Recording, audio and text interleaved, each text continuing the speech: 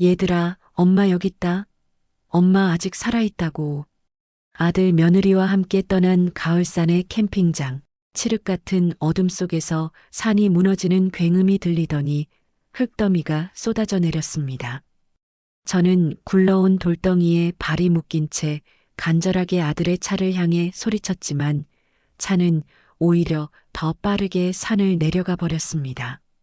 아들 며느리는 산사태를 핑계 삼아 자연재해라는 이름으로 고려장을 시키려던 것이었죠. 하지만 그들은 몰랐을 겁니다. 저를 묻으려던 바로 이곳에서 제가 그들의 무덤을 파고 있다는 것을. 안녕하세요. 저는 올해 68이 된 박수자라고 합니다.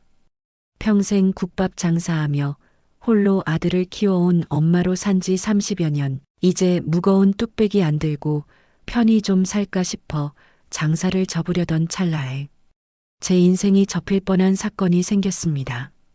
아무도 모르는 산속에서 짐승들의 밥이 될 뻔한 끔찍한 이야기. 하지만 간신히 살아 돌아와 풀어놓는 저의 이야기 좀 들어보실래요?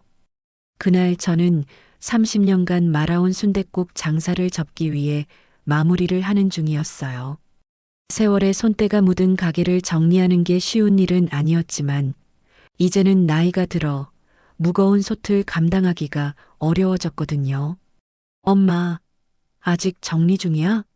아이고, 힘드시겠다. 문득 뒤에서 들려온 목소리에 고개를 돌려보니 아들 기훈이가 화난 표정으로 서 있었습니다. 어머님, 가게 정리하시는 거 힘드실까봐 와봤어요. 기훈이 옆에 바싹 붙어 있는 며느리 미영이가 상냥하게 미소를 짓고 있었죠. 평소 가게에 잘 와보지 않는 녀석들인데 어쩐 일로 왔나 싶었습니다. 아니, 기훈아, 미영아. 너희가 여긴 어쩐 일이냐? 저는 정리를 잠시 접어두고 손을 닦으며 물었습니다. 엄마, 그동안 장사하느라 여행도 한 번 못 갔는데 우리 내일 단풍 구경이나 갈까? 기훈이가 정말 신이 난 아이처럼 웃으며 말했습니다. 어머님, 요즘 단풍이 그렇게 예쁘다지 뭐예요. 그래서 저희가 1박 2일로 캠핑 준비 싹 했어요. 가족끼리 오붓하게 시간 보내면 정말 좋지 않겠어요? 미영이가 맞장구를 치며 덧붙였죠. 저는 정말이지 제 귀를 의심했어요. 평소 바쁘다는 핑계로 명절에나 겨우 얼굴이나 비추던 아들 내외가 갑자기 저와 여행을 가자고 제안하다니요. 정말이니? 엄마랑 가려고 여행을 준비했다고? 그럼 엄마 그동안 가게 일하느라 고생만 하셨잖아. 이제 가게도 정리했으니 이게 호강 좀 해야지. 기훈이가 제 어깨를 척 감싸 안으며 토닥이는데 그게 얼마 만에 느껴보는 아들의 따뜻함인지 순간 울컥하며 가슴이 뭉클해졌습니다. 어머님 걱정 마세요. 캠핑 장비도 저희가 다 준비해 왔어요. 몸만 오시면 돼요. 미영이가 트렁크를 활짝 열어 짐을 보여주는데 정말 없는 게 없어 보였습니다. 아이고 그래. 좋지. 엄마야 너희가 가자면 어디든 좋지. 오랜만에 바람 쐬고 싶었는데 잘 됐구나. 저는 못 이기는 척 기쁜 마음으로 대답했습니다. 그리고 다음 날 평소 외출할 때처럼 혹시 모를 일에 대비해 늘 챙기던 도장과 통장을 가방 깊숙이 넣고 집을 나섰습니다. 그게 제 오랜 습관이었거든요. 차 안에서도 기훈이와 미영이는 쉴 새 없이 제잘거렸습니다. 엄마, 산에 가면 공기도 완전 다르고 경치도 끝내줄 거야. 기대되지? 맞아요, 어머님. 이번 여행은 정말 평생 기억에 남을 거예요. 호호. 미영이가 뒤돌아보며 활짝 웃어 보였습니다. 그런데 목적지로 향하는 도중에 하늘이 갑자기 시커멓게 변하기 시작했어요. 구름이 잔뜩 끼는가 싶더니 기어이 빗방울이 떨어지기 시작했습니다. 어머, 기훈아. 비가 오는데 괜찮겠어? 캠핑은 비 오면 힘들지 않니? 저는 걱정스러운 마음에 물었습니다. 에이, 괜찮아, 엄마. 이 정도 비는 금방 그칠 거야. 걱정 마. 기훈이는 뭐가 그리 태평한지 대수롭지 않게 대답하며 계속 산길을 올라갔습니다. 하지만 비는 그치기는커녕 점점 더 거세게 내리쳤어요. 겨우 캠핑장에 도착하자마자 관리소 직원이 빗속을 뚫고 뛰어나왔습니다. 지금 산사태 경보가 발령됐어요. 여긴 위험하니까 당장 하산하셔야 합니다. 어서요. 직원이 팔을 휘저으며 다급하게 소리쳤습니다. 어머, 들아, 산사태라잖니. 얼른 내려가야지. 큰일 나겠다. 저는 가슴이 철렁 내려앉아 소리쳤지만 미영이가 저를 막아서며 나섰습니다. 아이고, 괜찮아요. 우리 텐트 엄청 튼튼한 거거든요. 이까짓 비바람 끄떡없어요. 아니, 손님, 지금 그게 문제가 아니에요. 진짜 위험하다니까요. 직원이 기가 막힌다는 듯이 다시 말했지만 미영이는 듣는 척도 않고 차에서 텐트를 꺼내기 시작했습니다. 미영아, 기훈아, 저분 말씀 들어라. 위험하다는데 왜 고집을 부려. 아, 어머님은 가만히 계세요.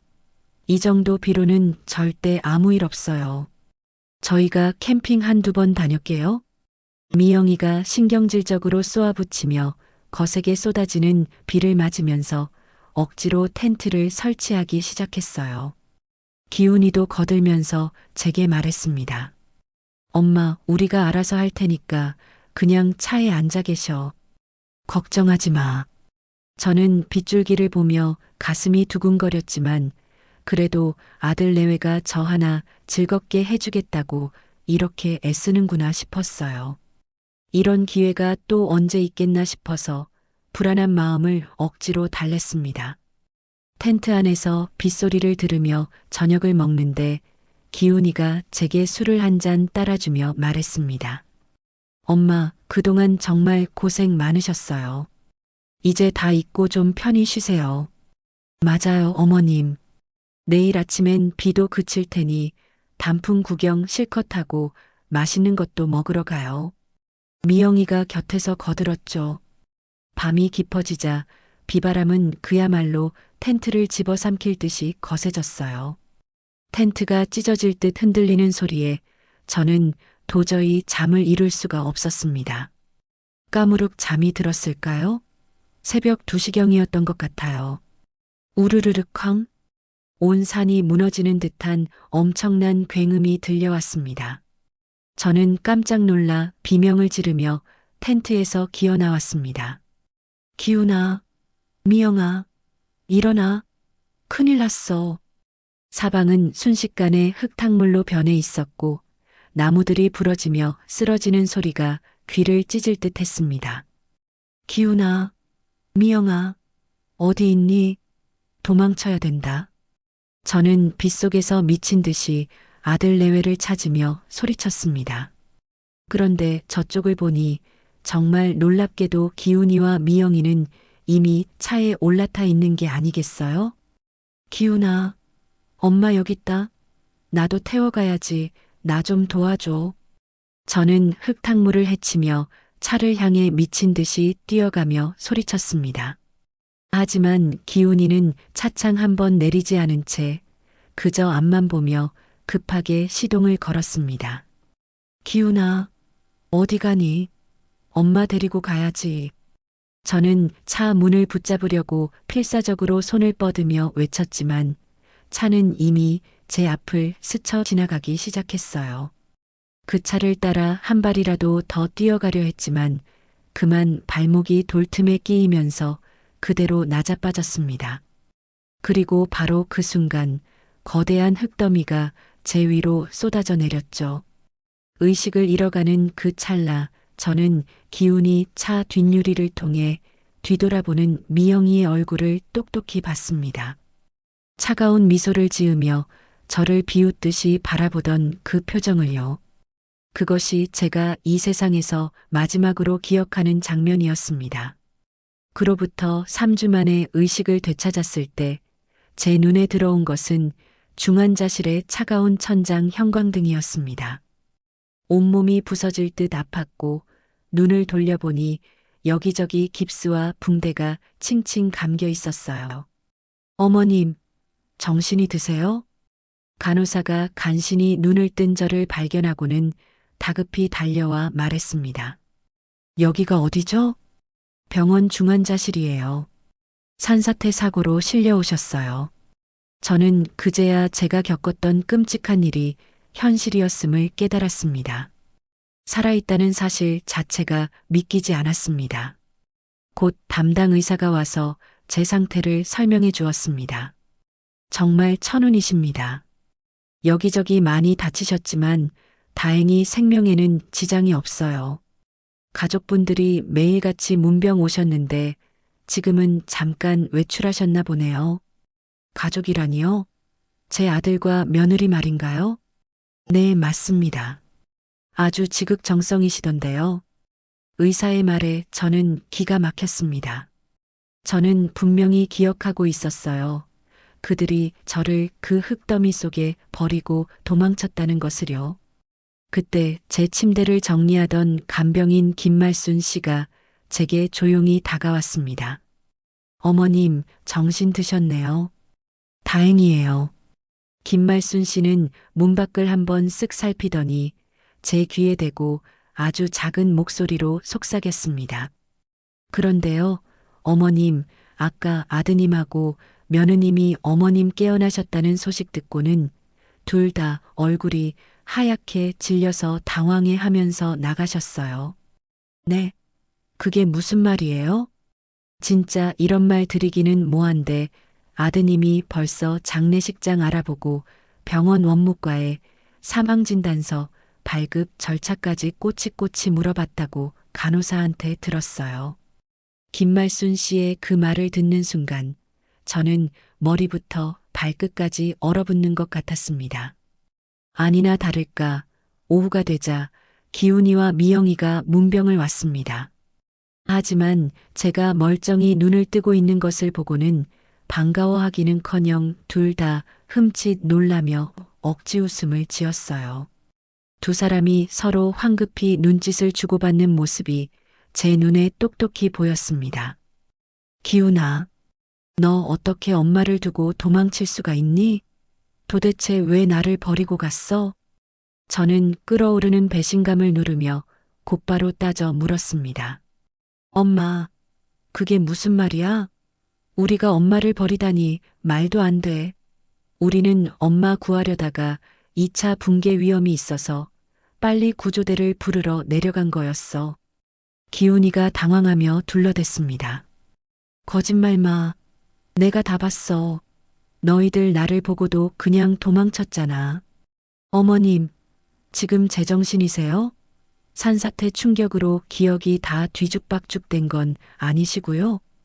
미영이가 기다렸다는 듯이 끼어들며 소리쳤습니다. 어쩜 좋아. 의사 선생님, 간호사님, 여기 좀 와보세요. 저희 어머님이 지금 이상한 소리를 하세요. 미영이는 큰 소리로 저를 기억상실에 정신 나간 노인으로 몰아가려 했습니다. 기훈아, 그런데 내 가방은 어디 있니? 아, 엄마 가방? 그거 구조대가 찾아갖고 와서 도장이랑 통장이랑 다 챙겨서 내가 잘 보관하고 있어. 기훈이가 제 눈을 피하며 말했지만 그 순간 저는 그들의 번들거리는 눈빛에서 아주 음흉하고 탐욕스러운 기운을 똑똑히 읽었습니다. 밤이 되어 병실에 혼자 남겨진 저는 간병인 김말순 씨의 말과 아들 내외의 그 뻔뻔한 연기를 하나하나 되짚어 봤습니다. 분명히 이것은 단순한 사고가 아니었습니다. 뭔가 아주 끔찍하고 무서운 일이 벌어지고 있는 것이었죠. 저는 그날 밤 한숨도 잠을 이룰 수 없었어요. 이것이 바로 제 지옥 같은 악몽의 시작이었습니다. 일주일 후 몸이 좀 쑤셔서 복도를 걷고 있는데 마침 기훈이가 보이더군요. 저는 얼른 기훈이를 붙잡고 병원비 처리를 위해 제 통장을 달라고 했습니다. 기훈아, 마침 잘 왔다. 내 통장 좀 갖다 다오. 이제 슬슬 병원비 계산해야지. 아, 엄마. 그건 내가 알아서 다 할게. 걱정하지 마셔. 기훈이가 제 손을 잡으며 손사래를 쳤습니다. 아니야. 그래도 내 돈은 내가 직접 처리해야 마음이 편해. 얼른 갖다 줘. 아이, 엄마는 이런 복잡한 일은 아들이 다 알아서 한다니까 그러네. 그냥 푹 쉬기나 해. 기훈이는 자꾸만 딴청을 피우며 제 말을 피했습니다. 그때부터 뭔가 가슴이 싸늘하게 식어가는 기분이 들었어요. 저는 곧장 병원 안에 있는 공중전화로 달려갔습니다. 그리고 은행에 전화를 걸었죠. 여보세요. 저 박수자라고 하는데요. 제 계좌 잔액 좀 확인해 주세요. 당장요. 수화기를 쥔 손이 덜덜 떨렸습니다. 네, 고객님. 확인해 드리겠습니다. 현재 박수자님 계좌 잔액은 2억 원입니다. 순간 머리가 하얘지는 것 같았어요. 제 평생을 쏟아부어 모은 예금이 3억 원이었는데 그중 1억 원이 통째로 사라졌다니요. 그럼 언제 돈이 빠져나갔나요? 누가 뺐는데요? 확인해 보니 지난달부터 여러 차례에 걸쳐 인출되었네요. 대리인으로 등록된 분께서 직접 인출하셨습니다. 전화를 끊고 저는 그 자리에 주저앉을 뻔했습니다. 병실에 돌아와 떨리는 손으로 간호사 호출 버튼을 눌러 기훈이를 불러달라고 했어요. 기훈이가 헐레벌떡 달려왔습니다. 왜 그래, 엄마? 무슨 일이야? 내 돈 1억 원이 어디 갔어? 네가 뺐지. 저는 목소리를 높여 따졌습니다. 아, 엄마. 좀 진정해. 목소리 낮춰. 기훈이가 황급히 병실 문을 닫으며 말했어요. 그건 엄마 치료비랑 입원비, 또 생활비로 내가 쓴 거야. 뭐, 치료비가 1억 원이나 들어갔다고? 이놈이 날 바보로 알아? 엄마가 중환자실에 얼마나 누워 있었는지 알아? 그 비용이 얼만 줄이나 아냐고. 그리고 내가 정식으로 대리인 등록해서 쓴 거니까 문제 없어. 기훈이가 눈 하나 깜짝 안 하고 태연하게 소리쳤습니다. 바로 그때 미영이가 병실 문을 쓱 열고 나타나서는 제 말이 끝나기도 전에 간병인 김말순 씨를 불렀습니다. 어머, 김말순 씨. 어서 이리 좀 와보세요. 어머님이 또 흥분하시네. 이러다 혈압 오르시겠어요. 얼른 진정제 좀 놔드려야겠어요. 미영이, 너 무슨 소리야? 내 정신은 멀쩡해. 미영이는 저를 일부러 정신 이상자로 몰아가려는 속셈이 분명해 보였습니다. 그렇게 아들 내외와 실랑이를 벌인 후 오후가 돼서 저는 다시 공중전화로 향했습니다. 이번에는 부동산이었어요. 여보세요. 사장님, 제 명의로 된 아파트 있잖아요. 그거 잘 있는지 확인 좀 해주세요. 박수자님, 아파트가 현재 매매 계약이 진행 중이시네요. 수화기를 든 채로 온몸에 힘이 빠져나갔습니다. 이것들이 제 집까지 팔아치우고 있다니요. 기훈아, 너 당장 이리 안 와. 다시 기훈이를 불러 세우고 저는 악을 쓰듯 따졌습니다. 너 지금 뭐 하는 거니? 이젠 엄마 몰래 집까지 팔려고 하고 있어? 아, 엄마. 진짜 왜 이래? 엄마 치료비가 앞으로 얼마나 더 들지 모르는데 집이라도 팔아야 할 거 아냐? 어쩔 수 없었다고. 기훈이가 도리어 저에게 화를 내며 소리쳤습니다. 어머님, 진짜 적당히 좀 하세요. 저희가 어머님 때문에 지금 얼마나 고생하는지 아세요? 치매 증상까지 있으셔서 정말 너무 힘들다고요. 우리도 좀 살아야 할 거 아니에요. 미영이가 옆에서 독을 품고 끼어들었습니다. 내가 치매라고 누가 그러던. 나는 멀쩡해. 아휴, 엄마. 또 그 망상 증세가 나오시네. 기훈이가 저를 한심하다는 듯이 쳐다보며 일부러 큰 소리로 한숨을 쉬었습니다. 알고 보니 이 두 놈이 병원 의료진들에게 제가 사고 충격으로 망상 증세를 보인다고 미리 다 말을 맞춰놓은 상태였던 겁니다. 오후에는 시장 상인회장인 오동식 씨가 문병을 왔습니다. 아이고, 수자 씨, 몸은 좀 괜찮아요? 얼굴이 반쪽이 됐네. 회장님, 어서 오세요.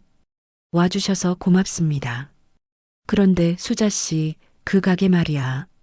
가게 자리에 벌써 새로운 세입자가 들어와서 공사하고 있더라고. 오동식 씨의 말에 저는 또 한 번 망치로 머리를 맞은 것 같았습니다. 네, 저 가게 안 내놨는데요? 그래, 이미 세입자 들어왔던데?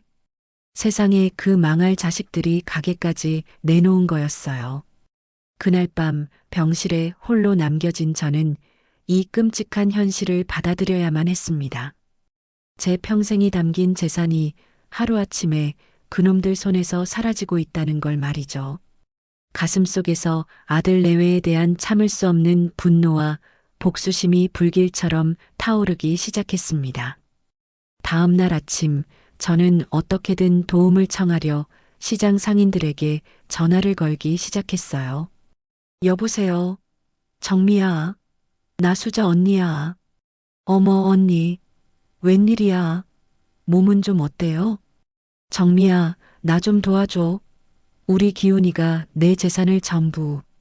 언니, 근데 기훈이가 그러는데 언니 사고 충격으로 치매가 와서 자꾸 헛소리 한다고. 전화 너머로 정미가 당황하며 말을 흐리는 기색이 역력했습니다. 순간 말문이 턱 막혔어요. 기훈이가 저보다 한 발 앞서 제가 치매로 헛소리를 한다고 동네방네 다 떠들어 놓은 거였습니다. 다른 상인들에게도 전화했지만 반응은 모두 비슷했죠. 모두들 제 말이 아니라 멀쩡히 돌아다니는 아들 기훈이의 말을 믿고 있었습니다. 저는 가장 믿었던 이웃 할머니 김정순 씨에게도 전화를 걸었습니다. 정순 언니, 나 수자야. 언니, 내 말 좀 들어봐. 우리 기훈이가. 처음에는 김정순 씨가 제 말을 들어주는 듯 했습니다. 하지만 제가 기훈이의 만행을 이야기할수록 김정순 씨의 목소리도 점점 저를 의심하기 시작했어요. 수자야, 너 정말 괜찮은 거 맞아? 기훈이 말로는 네가 기억이 오락가락한다던데. 언니, 언니까지 지금 내 말을 못 믿는 거야? 저는 수화기를 붙들고 울부짖었습니다. 절망감이 파도처럼 밀려왔어요. 저는 마지막 희망을 걸고 경찰서에 신고 전화를 걸었습니다. 여보세요? 신고할 게 있어서요. 제 아들이 제 돈을 전부 훔쳐가고 있어요. 어머님, 진정하시고요. 그건 가족 간의 재산 관리 문제로 보입니다. 저희가 함부로 개입하기 어렵고 민사 분쟁으로 변호사와 상담하셔야 합니다. 경찰마저도 제 말을 들어주지 않았습니다. 마침 그때 단골 손님인 택시기사 한만수 씨가 문병을 왔습니다. 수자 씨, 큰일 날 뻔했다면서요? 아이고, 이게 무슨 일이야. 만수 씨, 잘 오셨어요. 그런데 오늘 아들 내외한테 좋은 일 있나? 며칠 전에 내가 수자 씨네 아들 내외 봤잖아. 아주 번쩍번쩍한 외제차 타고 다니더라고. 맞아. 벤츠 그거였어. 만수 씨, 좋은 일이 아니라 내 재산을 빼돌려서 산 걸 거예요. 나 아무래도 변호사 상담이라도 받아봐야겠어요. 아이고, 큰일이네. 변호사 상담 빨리 받아야겠구만 그려. 하지만 마침 병실로 들어오던 기훈이가 그 이야기를 듣고는 격렬하게 반대했습니다. 엄마, 지금 제정신이야? 변호사는 왜 찾아? 돈 아깝게. 내 돈 돌려받으려고 그런다. 왜? 어머님, 변호사가 치매 환자인 어머님 말을 믿어줄 것 같아요? 미영이가 저를 벌레 보듯 비웃으며 말했습니다. 병원 관계자들조차 이제는 완전히 기훈이 내외의 말을 믿고 저를 의심과 동정의 눈초리로 바라보기 시작했습니다. 간호사들이 저를 볼 때마다 수군거리는 게 느껴졌어요. 완전히 정신 나간 치매 환자를 보는 시선이었죠. 어느 날 기훈이와 미영이가 저에게 일방적으로 통보했습니다. 엄마, 태어나면 아무래도 요양원으로 가시는 게 좋겠어. 우리가 다 알아봤어. 뭐? 요양원이라고? 누구 맘대로? 어머님 상태로는 혼자 사시기 어렵잖아요. 다 어머님 생각해서 그런 거니까 그렇게 하세요. 미영이가 제 의사와는 상관없이 모든 것을 결정하려 들었습니다. 제가 외부와 연락이라도 해볼까 싶어 물었습니다. 이제 내 핸드폰 좀 줘라. 아, 엄마 휴대폰? 그거 산사태 때 흙더미에 묻혀서 잃어버렸잖아. 기억 안 나? 기훈이가 뻔뻔하게 거짓말을 했습니다. 제가 누구에게도 연락하지 못하도록 외부와의 연락을 완전히 차단하려는 속셈이었죠. 이제 이 병원에서 제 편은 간병인 김말순 씨뿐이었어요. 어머님, 너무 속상해하지 마세요. 다 잘 될 거예요. 말순 씨 고마워요. 그래도 당신 하나라도 나를 믿어주니. 하지만 제가 가족들 일에 깊이 끼어들기는 정말 어려워요. 죄송해요, 어머님.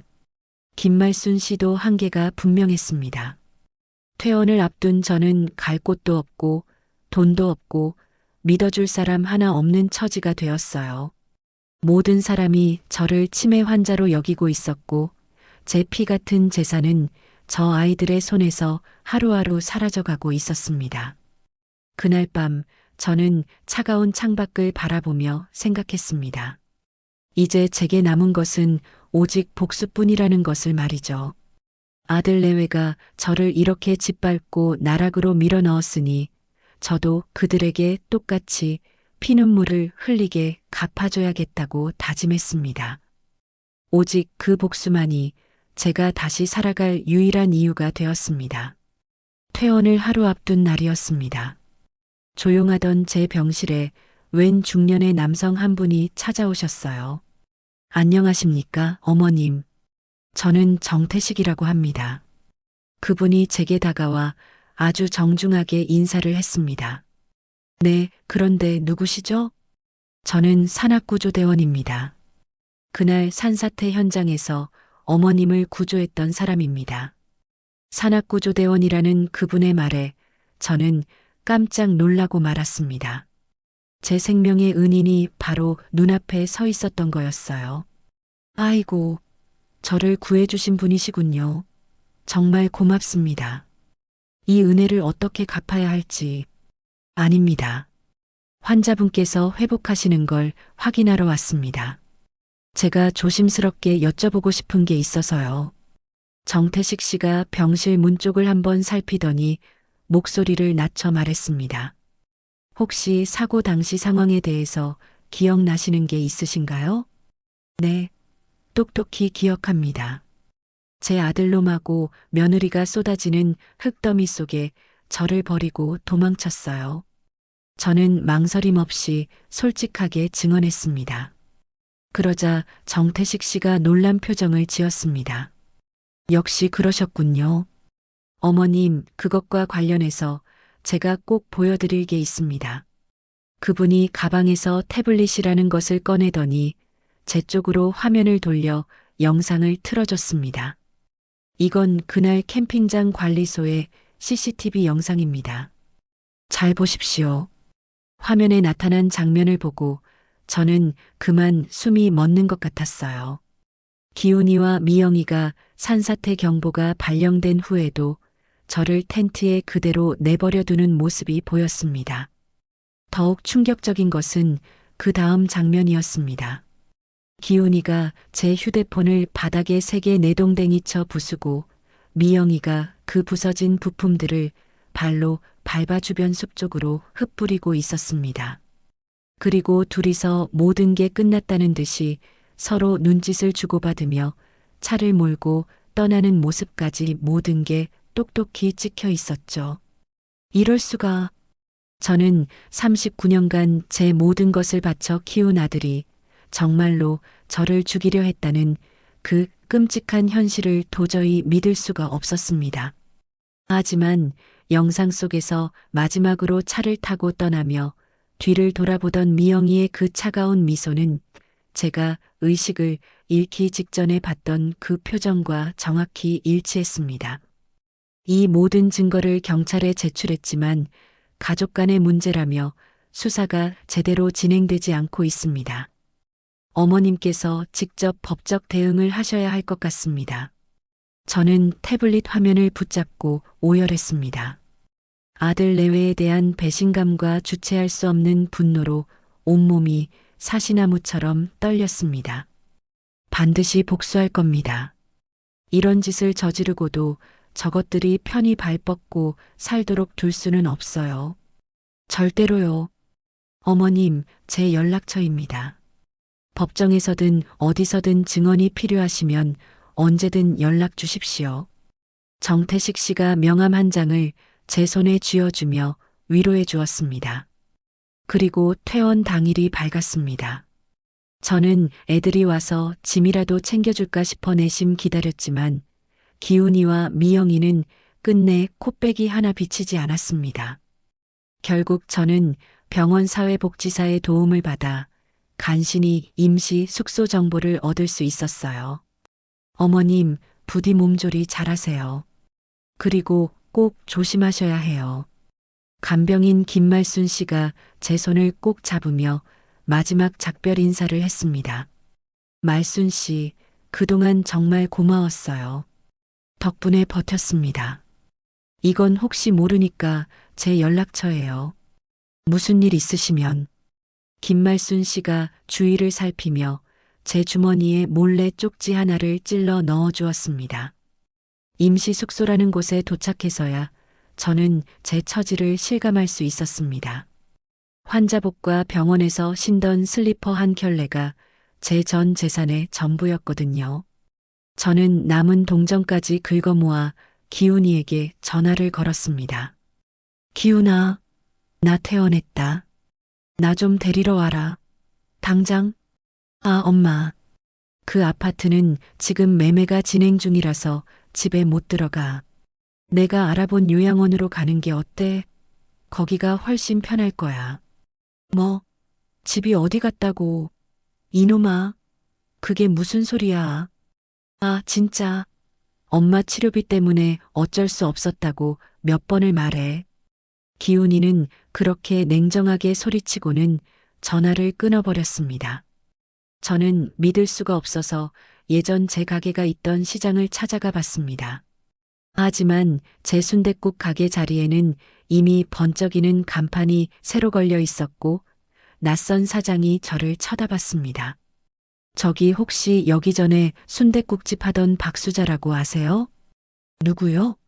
박수자? 모르겠는데요. 누구신데 자꾸 기웃거리세요? 오히려 저를 행색이 초라한 이상한 노인으로 여기는 눈치였습니다. 은행에 가서 제 계좌 거래 내역이라도 떼어보려 했지만 소용없었습니다. 어르신, 본인 확인이 가능한 신분증이 없으시면 저희가 서류를 발급해 드릴 수 없습니다. 내가 박수자라니까. 내가. 변호사 사무실도 여러 곳 찾아가 봤지만 문턱은 높기만 했습니다. 그래서 이런 일을 당했는데 착수금이 얼마나 필요한가요? 일단 최소 300만 원은 들고 오셔야 상담이라도 제대로 해드릴 수 있어요. 제가 지금 가진 돈이 하나도 없는데 돈이 없으시면 저기 법률구조공단이나 한번 가보세요. 모두가 저를 귀찮아하며 내쫓기 바빴습니다. 그날 저녁 저는 편의점에서 컵라면 하나를 사서 뜨거운 물을 부어 먹었습니다. 평생 모은 재산을 몽땅 뺏기고 이렇게 길거리로 나앉게 된 제 신세가 너무나 비참했습니다. 밤이 되자 임시 숙소 사장이 저를 찾아와 윽박질렀습니다. 할머니, 방값 언제 주실 거예요? 오늘까지 내기로 했잖아요. 제발 며칠만 더 기다려주세요. 안 돼요. 당장 나가세요. 여기 자선 사업하는 곳 아닙니다. 결국 하룻밤조차 편히 자지 못하고 그곳에서 쫓겨나야 한다는 현실에 직면했습니다. 그날 밤 저는 어떻게 복수할지 계획을 세워봤지만 당장 돈 한 푼 없는 제가 현실적으로 할 수 있는 일은 아무것도 없었습니다. 서러움과 절망감에 소리 없는 눈물만 하염없이 흘렸어요. 임시 숙소에서 쫓겨난 저는 결국 지하철역으로 향했습니다. 차가운 계단 모서리에 웅크리고 앉아 밤을 새웠습니다. 뼈를 애는 듯한 추위와 배고픔에 시달리며 하루하루를 버텨야 했어요. 다음 날 저는 염치불구하고 시장 상인들을 찾아가 도움을 요청했습니다. 정미야, 나 좀 도와줄 수 있을까? 어머, 수자 언니. 아니, 꼴이 왜 이래요? 기훈이가 그러는데 언니 치매 때문에 자꾸 헛소리하고 다닌다고 하던데 정말 괜찮아요? 기훈이의 그럴듯한 거짓말을 들은 상인들 중 절반은 저를 정말 정신 나간 치매 노인으로 여기며 슬슬 피했습니다. 어떤 날은 경찰이 저를 불러 세우기도 했습니다. 할머니, 신분증 좀 보여주세요. 지금 가진 게 아무것도 없어요. 어디 사시는데요? 주소라도 말씀해 보세요. 그게 신분증 하나 없는 저는 그저 무고한 불황자 취급을 받아야 했습니다.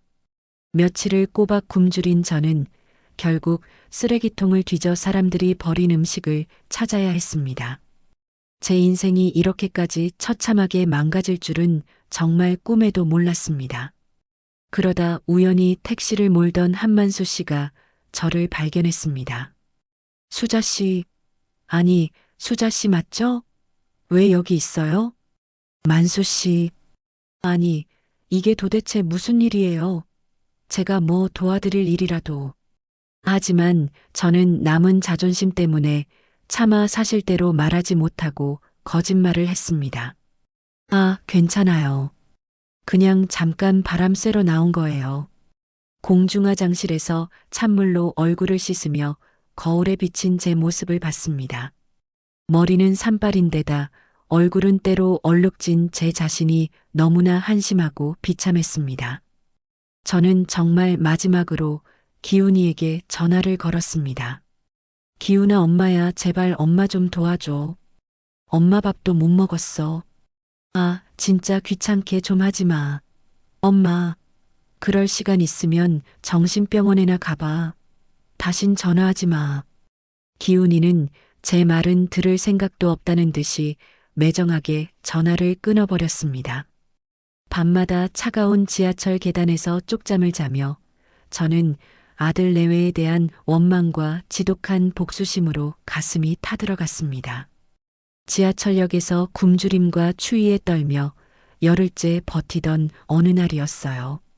차가운 계단에 웅크리고 앉아 멍하니 바닥만 보던 저는 웬 젊은 남성이 계단을 오르다가 명함 한 장을 떨어뜨리는 것을 봤습니다. 저는 저도 모르게 반사적으로 그것을 주워서 건네주었습니다. 저기 총각, 여기 명함 떨어졌어요. 아, 고맙습니다. 할머니.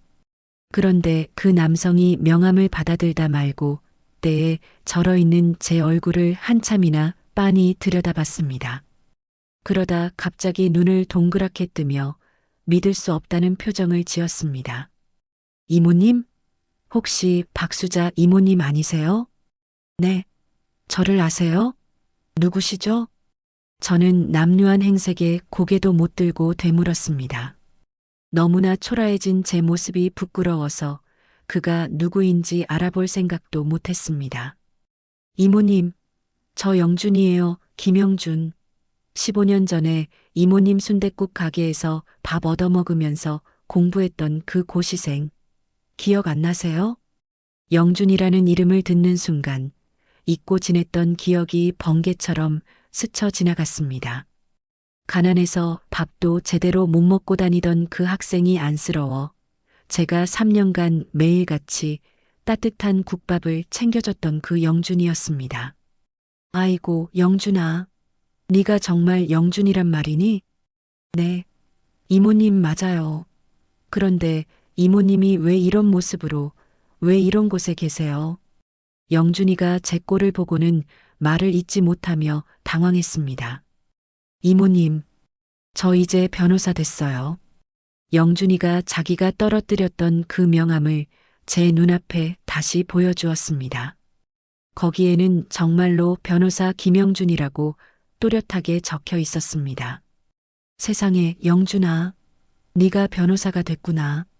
정말 장하다. 정말 대단해. 이모님, 근데 그게 문제가 아니잖아요. 도대체 무슨 일이 있으셨던 거예요? 왜 이런 차가운 데서 이러고 계세요? 영준이가 제 손을 덥석 잡으며 간절하게 물었습니다. 저는 마지막 남은 자존심 때문에 차마 입이 떨어지지 않아 둘러댔습니다. 아니야, 영준아. 괜찮아. 그냥 잠깐 바람 쐬러. 이모님, 제발, 진짜 무슨 일인지 솔직하게 말씀해 주세요. 제가 다 도와드릴게요. 네. 영준이의 그 진심 어린 눈빛을 보니 꾹꾹 눌러왔던 설움이 터져 더 이상 숨길 수가 없었습니다. 저는 결국 그 자리에 주저앉아 모든 사정을 낱낱이 털어놓았습니다. 끔찍했던 산사태 사고부터 저를 죽이려 했던 아들 내외의 배신, 그리고 모든 재산을 뺏기고 거리로 나앉게 된 이야기까지 전부 말이죠. 제 이야기를 듣는 내내 영준이는 주먹을 쥐고 분노로 부들부들 떨었습니다. 이런 벌레만도 못한 이모님, 당장 일어나세요. 이런 데 계시면 안 돼요. 어서 따뜻한 곳으로 가요. 아니야, 영준아. 나는 괜찮아.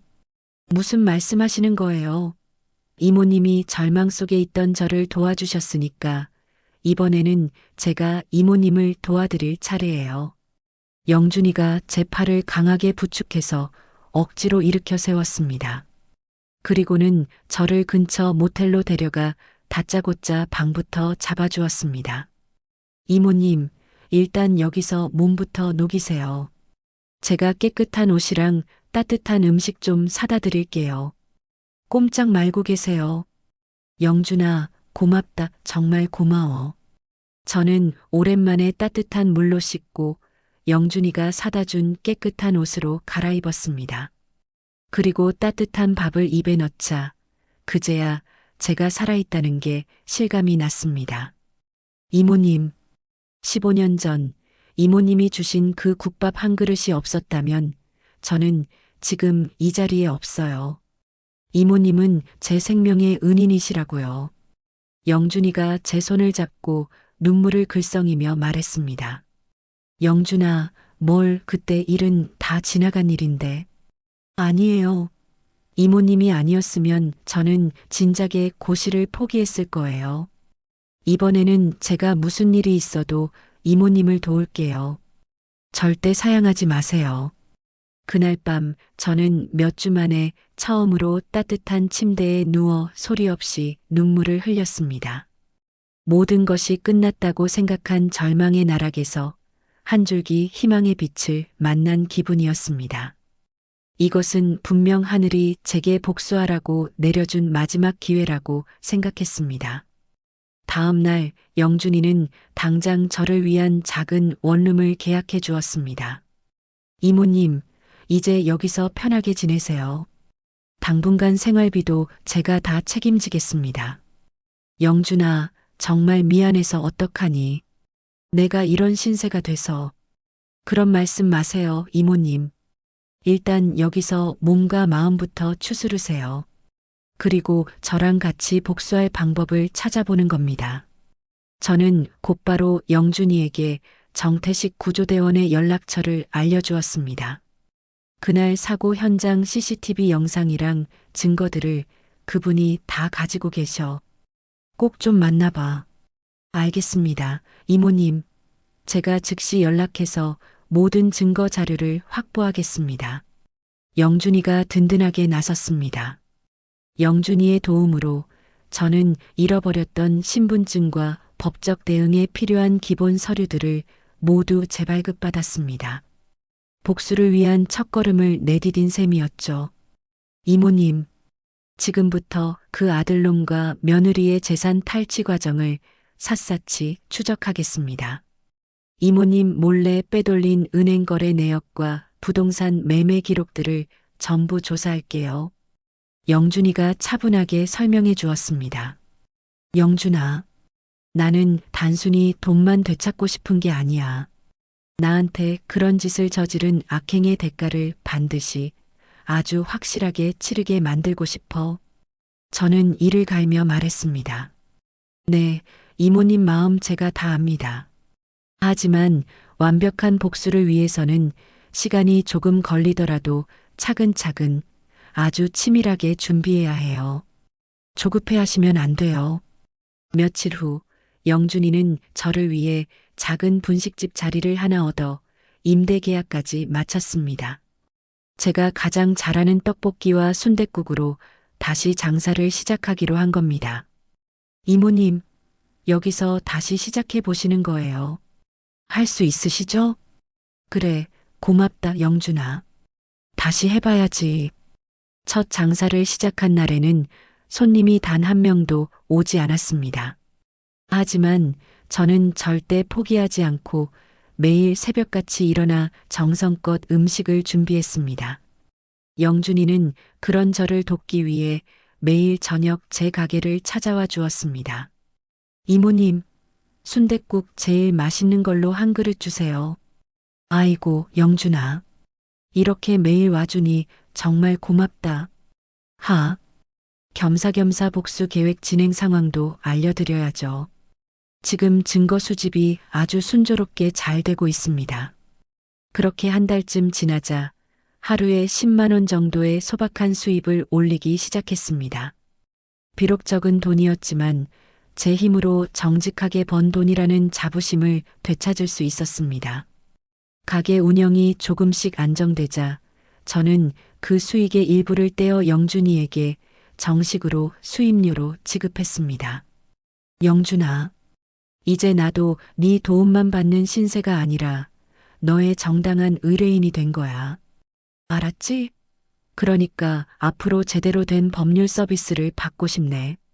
네, 이모님. 알겠습니다. 그럼 첫 번째 보고를 시작하겠습니다. 영준이가 그제야 웃으며 서류 가방에서 자료들을 펼쳐 보여주었습니다. 이모님, 예상대로 아들놈과 며느리가 이모님 돈으로 고급 아파트를 사고 억대가 넘는 외제차를 구입했습니다. 심지어 최근에는 둘이서 호화 해외여행까지 다녀왔더군요. 영준이가 내민 사진에는 기훈이와 미영이가 제 피 같은 돈으로 온갖 사치를 부리며 행복해하는 모습이 담겨 있었습니다. 피가 거꾸로 솟고 분노가 치밀어 올랐지만 영준이가 제 손을 잡으며 달랬습니다. 이모님, 조금만 더 참고 기다리세요. 때가 되면 이 사진들이 전부 저것들 목을 조르는 증거가 될 겁니다. 확실하게 응징할 수 있어요. 게다가 은행 거래 내역을 추적하다가 이놈들이 이모님 서류를 위조한 결정적인 증거들을 발견했습니다. 이것만으로도 사문서 위조로 형사처벌이 가능합니다. 영준이가 확신에 차서 설명해 주었습니다. 제가 다시 가게를 열었다는 소문이 퍼지자 예전 시장 상인들이 하나둘씩 제 가게를 찾아오기 시작했습니다. 저는 이들과의 관계를 회복하면서 기훈이 내외에 이상했던 행동들에 대한 증언을 차곡차곡 수집했습니다. 수저 언니, 살아있었네. 아이고, 그때 기훈이가 언니 치매 걸렸다고 해서 얼마나 놀랐는지 몰라. 근데 지금 보니 멀쩡하잖아. 그때 기훈이 말이 아무래도 이상했어. 어떻게 이상했는데? 언니가 치매라면서 돈 사고 칠까봐 재산을 자기 앞으로 다 돌려놨다고 하더라고. 그게 영 이상했지. 저를 노숙자로 오해했던 한만수 택시기사도 중요한 증언을 보태주었습니다. 수자씨, 내가 똑똑히 봤다니까. 기훈이 내외가 번쩍번쩍하는 벤츠를 타고 다니는 걸 내가 이 동네에서만 여러 번 봤어. 만수씨, 정말 고마워요. 나중에 꼭 좀 증언해 주실 거죠? 아, 그럼. 당연하죠. 내가 본 그대로 다 말해줄게. 증거가 모이자 영준이가 조심스럽게 새로운 전략을 제안했습니다. 이모님, 지금 당장 기훈 씨와 미영 씨를 법적으로 압박하기보다는 저들이 스스로 더 큰 실수를 하도록 유도해 보는 게 어떻겠습니까? 유도라니? 어떻게? 함정을 놓는 겁니다.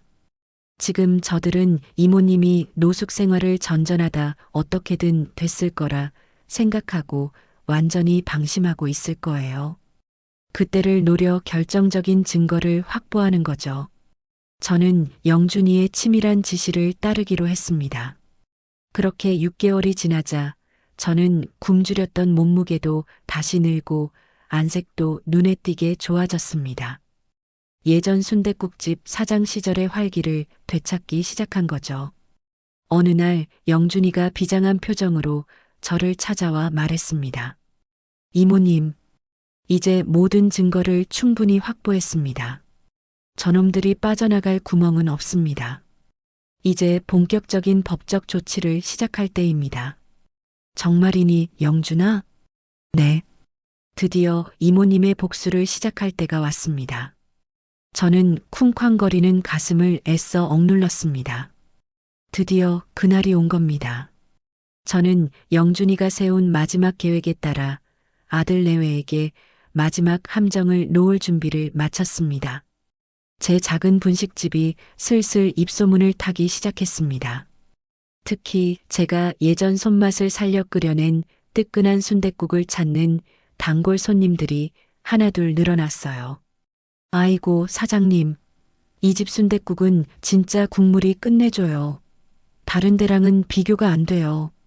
가게 근처에서 일하는 젊은 직장인이 제게 엄지를 척 치켜 세우며 말했습니다. 어이구, 고맙습니다. 맛있게 드셨다니 다행이네요. 또 오세요. 저는 오랜만에 진심으로 환하게 웃으며 손님을 배웅했습니다. 근처 대학생들이 우르르 몰려와 떡볶이를 주문할 때마다 저는 문득 옛날 영준이의 모습이 떠올랐죠. 가난했지만 눈을 반짝이며 열심히 공부하던 그 아이의 모습이 지금 저 학생들 위로 겹쳐 보였습니다. 학생들, 밥 든든히 먹고 공부해. 자, 이건 서비스. 우와, 사장님 정말요? 감사합니다. 잘 먹겠습니다. 학생들이 기뻐하는 모습을 보니 제 마음도 덩달아 따뜻해졌습니다. 영준이는 꼭 매주 목요일 저녁이면 어김없이 제 가게를 찾아와 주었죠. 이모님, 순댓국 한 그릇 뚝딱 말아주세요. 아이고, 영준아. 어서 와라. 오늘도 바빴지? 네. 그래도 이모님 가게 오니까 살 것 같네요. 요즘 장사 잘 되시는 것 같아 다행입니다. 그래, 다 네 덕분이지. 조금씩 나아지고 있어. 영준이와 마주 앉아 그간의 근황을 나누는 그 시간이 제게는 가장 행복한 순간이었습니다. 하루 매출이 잘 나오는 날이면 저는 피곤함도 잊고 뿌듯함을 감출 수 없었어요. 그렇게 6개월 만에 저는 예전의 건강을 되찾았고 웃음도 되찾았습니다. 제 자신이 다시 일어서자 주변 사람들에게도 긍정적인 에너지를 전하고 있었던 겁니다. 영준이가 그런 저를 보며 조언했습니다. 이모님, 복수도 복수지만 그것보다 더 중요한 건 이모님의 새로운 삶을 건강하게 꾸려가시는 거예요. 절대 잊지 마세요. 그래, 영준아, 네 말이 다 맞아. 나도 알아. 저도 그 말에 깊이 공감했습니다. 하지만 여전히 제 마음 한편에는 아들 내외에 대한 복수가 아직 완성되지 않았다는 무거운 숙제가 남아 있었습니다. 어느 날 영준이가 비장한 표정으로 제안했습니다. 이모님, 본격적인 법적 조치를 시작하겠습니다. 먼저 기훈 씨와 미영 씨에게 재산 반환을 요구하는 내용 증명부터 보내죠. 정말로 그때가 온 거니? 네, 충분히 준비됐습니다. 저놈들이 빠져나갈 구멍은 없습니다. 내용 증명이 발송된 후 아니나 다를까 기훈이에게서 불이 나게 전화가 왔습니다. 엄마, 이게 뭐야? 지금 나한테 무슨 내용 증명을 보냈다는 거야? 엄마 지금 제정신이야? 저는 영준이가 치밀하게 세워둔 계획에 따라 아주 힘없고 지친 목소리로 화해의 뜻을 비쳤습니다. 아, 기훈아, 놀라게 하려던 건 아닌데. 엄마, 똑바로 말해. 이게 뭐냐고. 변호사? 재산 반환? 기훈아, 우리 그냥 가족끼리 만나서 조용히 이야기하면 안 될까? 엄마도 이제 늙고 힘드네. 이런 법적인 건 너무 무섭다. 제 목소리를 듣더니 완전히 오해한 듯 목소리가 금세 누그러지더군요. 뭐, 만나서 얘기하자고? 진짜야? 응. 법적 문제보다는 그냥 얼굴 보고 대화로 해결하고 싶구나. 내가 잘못 생각했나 봐. 알았어, 엄마. 그럼 내일 카페에서 봐. 괜히 사람 놀라게 하고 그래. 다음 날 약속한 카페에서 다시는 보기 싫은 아들 내외를 만났습니다. 저는 영준이가 밤새 가르쳐 준 대로 완벽한 연기를 시작했습니다. 와줘서 고맙다. 내가 그동안 너희 오해했나 봐. 이제 작은 가게지만 이걸로도 먹고 살만해. 어머님, 정말 다행이에요. 저희가 얼마나 걱정했는데요. 미영이가 세상에 없는 가식적인 미소를 지으며 제 손을 덥석 잡았습니다. 그런데 나이가 들어서 그런가. 자꾸 기억이 오락가락하네. 그 산사태 사고도 사실 똑똑히 기억이 나질 않아. 내가 너희한테 왜 그랬는지. 영준이의 지시대로 저는 일부러 초점 없는 눈빛으로 허공을 바라봤습니다. 아니나 다를까? 기훈이와 미영이가 제 눈치를 살피며 서로 눈짓을 주고받았습니다. 여보, 어머님 역시 치매 증상이 더 심해지신 것 같네. 미영이가 기훈이 귀에 대고 속삭이는 소리가 제 귀에도 똑똑히 들렸어요. 기훈아, 미영아. 그래서 말인데 내가 너희한테 마지막으로 부탁이 하나 있다. 부탁? 말해봐, 엄마. 내가 요즘 밤마다 잠도 안 오고 자꾸 헛것도 보이는 것 같고 너무 불안해서 말이야. 어디 가서 전문적으로 치료 같은 걸 좀 받아야 할 것 같아. 영준이가 준비해준 대본대로 저는 정말 겁에 질린 사람처럼 떨며 말했습니다.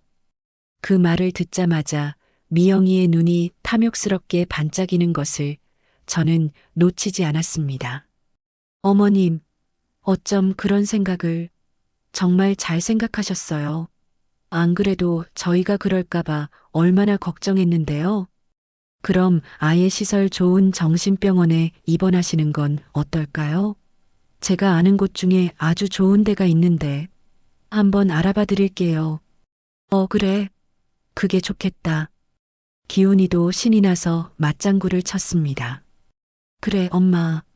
괜히 혼자 끙끙 앓지 말고 병원에 들어가서 전문적인 치료를 받으시라고. 저는 속으로 쾌재를 불렀지만 겉으로는 그저 고맙다는 듯이 고개를 끄덕였습니다. 이 멍청한 것들이 완벽하게 함정에 걸려들고 있었습니다. 며칠 후 입원 당일이 되었습니다. 영준이는 이미 의료진과 협조해서 정신병원 이송을 가장한 치밀한 계획을 세워두었습니다. 그 이송 차량 안에는 합법적인 녹음 장치가 이미 설치되어 있었죠. 기훈이와 미영이는 저를 아예 사회에서 매장시킬 작정이었는지 돈으로 대형 로펌 변호사까지 고용했더군요. 심지어 제 치매 진단서까지 완벽하게 위조해 왔습니다. 어머님, 이제 이 차에 타세요. 병원 가셔야죠. 미영이가 저를 부축하는 척 제 팔을 거칠게 잡아 끌었습니다. 저는 영준이가 가르쳐준 대로 마지막까지 겁에 질린 치매 환자인 척 완벽하게 연기했습니다. 아프다, 아파. 이거 무슨 차야? 날 어디로 데려가는 거야? 아, 시끄러워. 어머님, 얌전히 좀 계세요. 다 어머님 좋으라고 가는 병원이니까요. 미영이가 짜증 섞인 목소리로 저를 윽박질렀습니다. 기훈이와 미영이는 저를 짐짝처럼 차에 밀어넣고는 완전히 안심한 채 이송 차량에 함께 탔습니다. 차량이 스르르 출발하자마자 미영이가 저를 곁눈질로 힐끔 보며 기훈이에게 속삭였습니다. 여보, 봤어? 어머니가 정말 완전히 맛이 간 것 같아. 눈빛이 완전 풀렸어. 호호. 이제 저 병원에 영원히 처박아 두면 끝이야. 기훈이는 아예 저를 대놓고 바라보며 노골적으로 말했습니다. 아, 진짜. 엄마가 그 산사태 때 그냥 깔끔하게 죽었어야 했는데 말이야. 쓸데없이 살아남아 가지고 우리만 이게 무슨 고생이냐고. 미영이가 역겨운 웃음소리를 내며 말했습니다. 그러게 말이야. 이제 죽었겠거니 했는데 병원에서 깨어났다는 소식 듣고 내가 얼마나 실망했는지 몰라. 이 악마 같은 것들은 제가 아무것도 알아듣지 못한다고 확신하며 그동안 저지른 끔찍한 범행들을 신이 나서 자백하기 시작했습니다. 어머니 통장에 있던 돈으로 아파트도 사고 당신 차도 벤츠로 샀는데 깨어나서 갑자기 돈 내놓으라고 난리를 치니까 얼마나 짜증났는지 몰라. 맞아. 엄마가 그때 그냥 조용히 돌아가셨으면 이렇게 귀찮게 고생할 일도 없었을 텐데 말이야. 즉, 온몸이 분노로 떨려왔지만 입술을 깨물며 계속 치매 연기를 했습니다. 이놈들의 모든 고백을 하나도 놓치지 않으려고 귀를 기울였죠. 그 치매 진단서도 웃기지 않아? 그 의사 돈 몇 푼 쥐어주니까 아주 자기가 알아서 서류를 척척 위조해 주더라고. 돈만 주면 뭐든 다 해주는 세상이라니까. 크크. 맞아. 이제 어머님 저기 폐쇄병동에 완전히 가둬버리고 우리는 우리끼리 발 뻗고 편하게 살자고, 여보. 그들이 정신없이 이야기를 나눌 때 정신병원 정문이 코앞에 보였습니다. 그 순간 저는 갑자기 모든 연기를 멈추고 똑바로 앉았습니다. 너희들이 방금 한 그 더러운 말들. 이 엄마가 한마디도 빼놓지 않고 전부 다 들었다. 제 차가운 목소리에 신나게 떠들던 기훈이와 미영이가 숨이 멎을 듯 경악했습니다. 엄마, 그게 무슨 소리야? 제정신이야? 너희가 나를 일부러 죽이려 했다고? 내 전 재산을 훔쳐서 너희들 배를 불렸다고? 이 짐승만도 못한 것들아. 바로 그 순간 차가 멈춰 서고 영준이가 차량 문을 활짝 열며 나타났습니다. 기훈 씨, 그리고 미영 씨. 방금 두 분이 나누신 대화, 차량 내부 녹음 장치에 모두 합법적으로 녹음되었습니다. 뭐라고? 녹음? 넌 누군데? 네, 저는 박수자 이모님의 법률 대리인 김영준 변호사입니다. 두 분이 방금 신나서 자백하신 모든 내용이 살인 미수와 사문서, 위조, 횡령의 증거로 완벽하게 확보되었습니다. 기훈이와 미영이의 얼굴이 그야말로 핏기 하나 없이 새하얗게 질려버렸습니다. 결국 자신들의 그 더러운 입으로 모든 죄를 자백하고 만 거였습니다. 이모님, 고생 많으셨습니다. 이제 저것들이 죗값을 치를 시간입니다. 영준이가 제 손을 굳게 잡으며 말했습니다. 저는 마침내 지옥 같았던 복수가 막 시작되었다는 것을 실감했습니다. 아들 내외는 자신들이 제 함정에 완벽히 걸려들었다는 것을 깨닫고 당황한 것도 잠시 곧바로 최후의 발악을 시작했습니다. 어느 날 아침 영준이에게서 다급한 목소리로 전화가 걸려왔어요. 이모님, 큰일 났습니다. 영준아, 그게 무슨 일이니? 기훈 씨와 미영 씨가 우리나라에서 손꼽히는 대형 로펌 변호사를 고용했습니다. 아주 비싼 변호사로요. 그럼 어떻게 되는 거니? 저쪽에서 이모님의 정신 상태를 문제 삼고 나섰어요. 그날 차량에서 녹음된 자백의 신빙성 자체를 떨어뜨리려는 속셈입니다. 이모님을 또다시 치매 환자로 몰아가려는 거죠. 아니나 다를까 며칠 후 미영이가 돈으로 위조한 또 다른 허위 진단서를 지역 언론사에 여기저기 뿌렸습니다. 곧장 제 가게로 기자가 전화를 걸어왔어요. 여보세요. 박수자 씨 되십니까? 유한신문 기자입니다. 네, 그런데요. 며느리 되시는 최미영 씨께서 박수자 씨가 심각한 치매로 인해 망상에 시달리고 있다고 제보하셨는데요. 이게 사실입니까? 가족들을 상대로 거짓 주장을 하고 계신다고요. 뭐라고요? 그건 천벌을 받을 거짓말이에요. 저는 기가 막혀 소리쳤지만 기자는 제 말은 들으려 하지도 않고 일방적으로 전화를 끊었습니다. 그것은 시작에 불과했어요. 그날 오후 기훈이는 아예 제 분식집 주변까지 어슬렁거리며 가게에 들어오려는 손님들을 붙잡고 소문을 퍼뜨리기 시작했습니다. 아이고, 손님, 이 가게 들어가시게요? 여기 사장, 우리 엄마인데 사실 정신이 좀 이상한 사람이에요. 치매가 심해서 아무나 붙잡고 막 이상한 소리 하고 다녀요. 조심하세요. 그 소리를 들은 손님들이 저를 힐끔거리며 가게를 지나쳤습니다. 결국 그 말을 들은 단골 손님 한 분이 조심스럽게 제게 물어왔어요. 저기요, 사장님. 아까 밖에서 아드님 되시는 분을 뵀는데 사장님이 정신적으로 편찮으시다고 하던데 괜찮으신 거예요? 멀쩡합니다. 그놈이 지금 온 동네에 거짓말하고 다니는 거예요. 하지만 친아드님이 직접 그렇게까지 말하는데 병원에 다녀와 보지 그러세요? 며칠 만에 제 분식집 매출은 바닥으로 곤두박질 쳤습니다. 저를 의심의 눈초리로 바라보는 손님들이 늘어났죠. 설상가상으로 미영이는 보건소에 저를 허위로 신고까지 했습니다. 어느 날 보건소 직원이 가게로 들이닥쳤어요. 사장님, 박수자 씨 맞으시죠? 민원 신고가 접수돼서 위생 검사를 좀 하러 나왔습니다. 네, 위생 검사라니요? 무슨 신고가 들어왔는데요? 여기 사장님이 치매 환자라서 음식에 몰래 이상한 것을 섞어 넣을 수 있다는 신고가 접수됐습니다.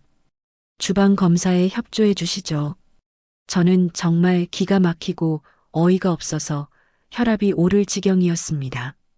지역 언론에는 연일 저를 정신 이상자로 묘사하는 왜곡 기사가 쏟아졌어요.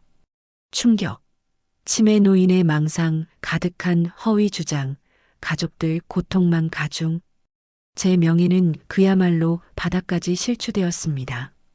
심지어 경찰서에서도 연락이 왔습니다. 여보세요, 박수자 씨? 경찰서입니다. 자꾸 아드님 상대로 허위 신고하시면요. 무고죄로 처벌받으실 수 있어요. 이번까지만 경고입니다. 아니, 형사님, 제가 언제 허위 신고를 했나요?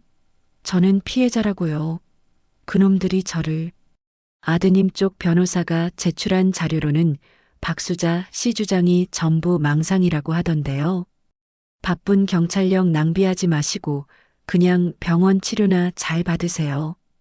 경찰마저도 기훈이 내외의 로비에 완전히 넘어가 제 신고를 형식적으로 처리하는 것을 넘어 오히려 저를 문제 있는 사람으로 취급했습니다.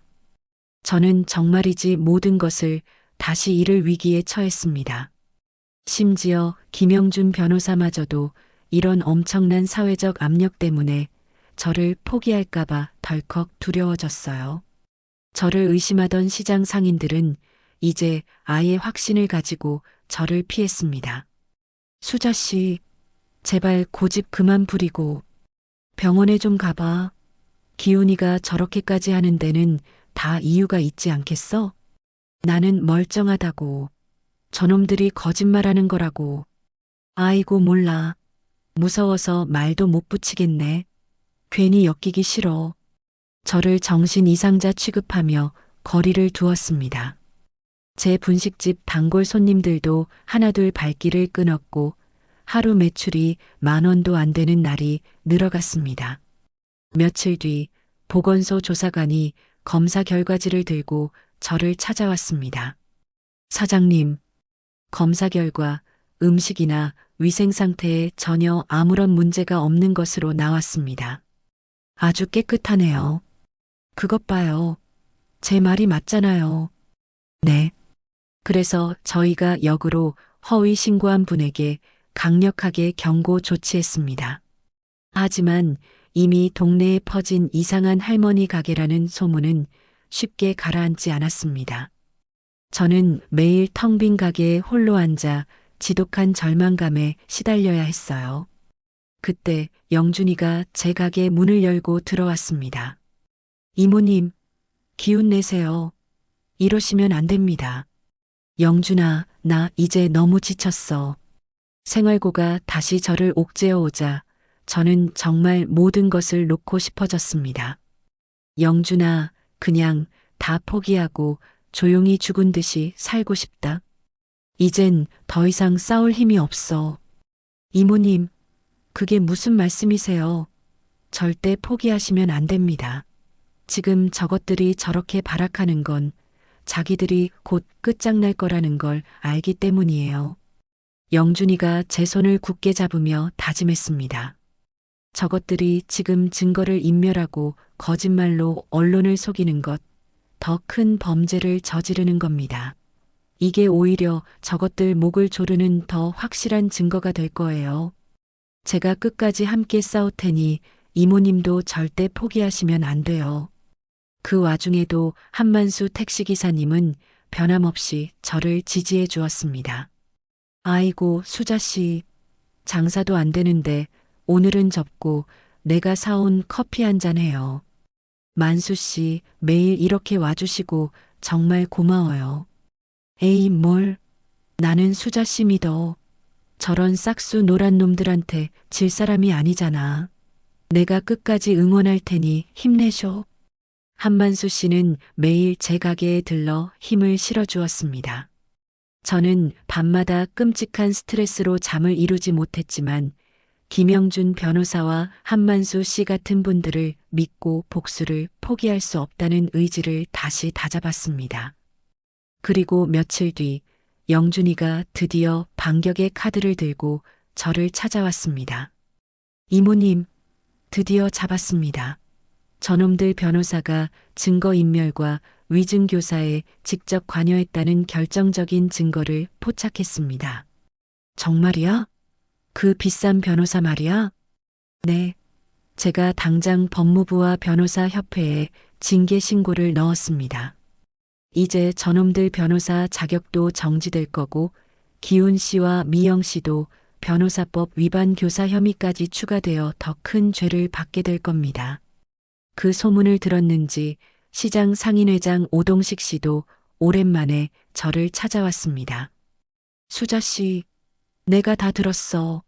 나를 포함해서 진실을 알고 있는 상인들도 아주 많아요. 끝까지 버티쇼. 진실은 반드시 밝혀지게 돼 있어. 영준이는 그 왜곡 기사를 쓴 언론사에도 정정 보도와 손해배상을 청구했습니다. 이모님, 그 기자가 전부 실토했습니다. 기훈 씨 쪽 변호사에게 압력을 받아서 어쩔 수 없이 그런 기사를 썼다고요. 그 녹취도 전부 확보했습니다. 저는 마지막 희망의 끈을 놓지 않고 매일 가게 문을 열었습니다. 그리고 마침내 영준이가 환한 얼굴로 가게에 뛰어들어오며 소식을 전했습니다. 이모님, 됐습니다. 드디어 됐어요. 검찰이 그놈들 변호사 사무실을 압수수색하고 증거인멸 혐의로 기훈 씨와 미영 씨에 대한 긴급 체포영장을 발부했습니다. 곧 체포될 거예요. 정말이니, 영준아? 네, 정말이에요. 이제 진짜 끝나가요. 그때 마침 정태식 구조대원에게서도 연락이 왔습니다. 박수자 어머님, 검찰에서 연락받았습니다. 내일 바로 출석해서 제가 가진 CCTV 영상 원본 전부 제출하고 증언하기로 했습니다. 저는 그동안의 고생이 결코 헛되지 않았다는 것을 실감했습니다. 마침내 저의 억울함과 진실이 세상에 드러날 때가 왔다고 확신했습니다.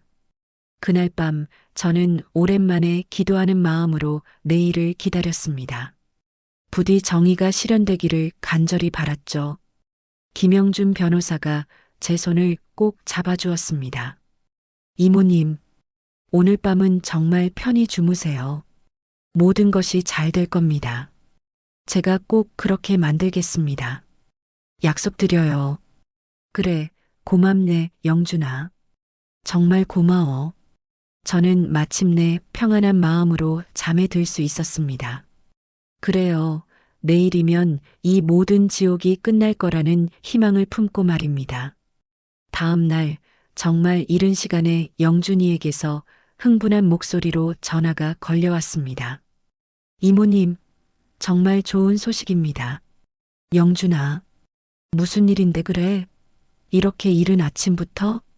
검찰이 방금 이기훈 씨와 최미영 씨를 긴급 체포했습니다. 바로 방금 전에 연락받았어요. 그 말을 듣는 순간 저는 정말이지 묵은 체증이 한꺼번에 내려가는 듯한 통쾌함을 느꼈습니다.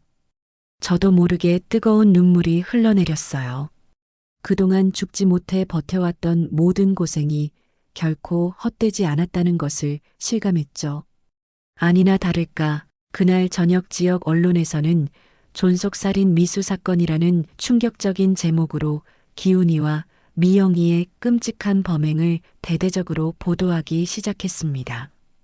어머니를 산사태에 고의로 방치해 해하려 한 40대 비정한 아들 내외 정격 구속. 텔레비전 화면에 나오는 제 이야기를 보니 이게 정말 현실인지 믿기지가 않았어요. 다음 날 오후 제 작은 분식집에 갑자기 그 어느 때보다 많은 손님들이 찾아왔습니다. 사장님, 뉴스 봤습니다.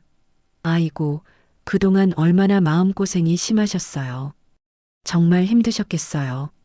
심지어 저를 치매 환자라고 의심했던 사람들까지 찾아와 사과하며 응원의 말을 건넸습니다. 수자 언니, 정말 미안해. 내가 그놈 말을 철석같이 믿고 언니를 의심했으니 내가 죽일년이야. 정말 미안해. 아이고, 괜찮아, 정미야.